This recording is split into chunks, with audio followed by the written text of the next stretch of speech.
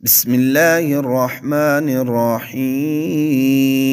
ويل للمطففين الذين إذا اكتالوا على الناس يستوفون وإذا كالوهم أو وزنوهم يخسرون ألا يظن أولئك أنهم مبعوثون ليوم عظيم يوم يقوم الناس لرب العالمين.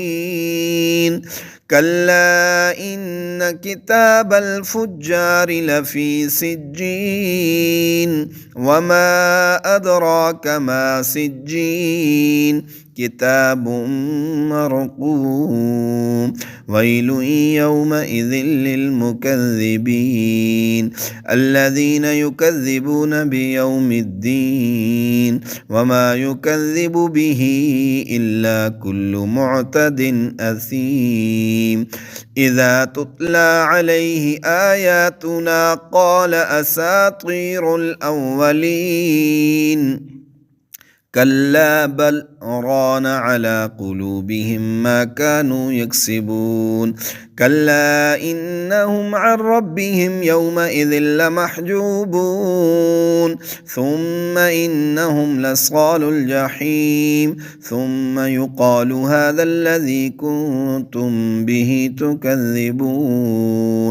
كلا إن كتاب الأبرار لفي عليين وما أدراك ما عليون كتاب مرقوم يشهده المقربون.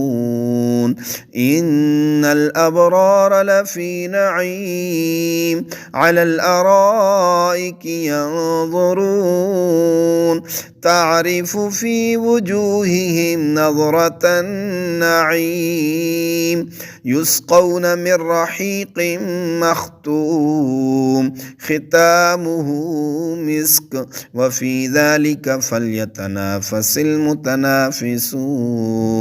ومزاجه من تسنيم عينا يشرب بها المقربون.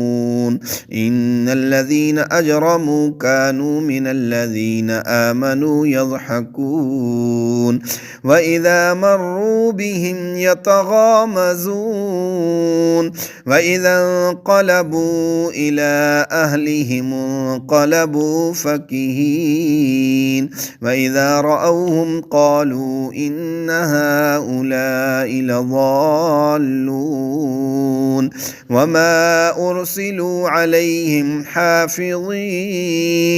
فاليوم الذين آمنوا من الكفار يضحكون على الأرائك ينظرون هل ثوب الكفار ما كانوا يفعلون.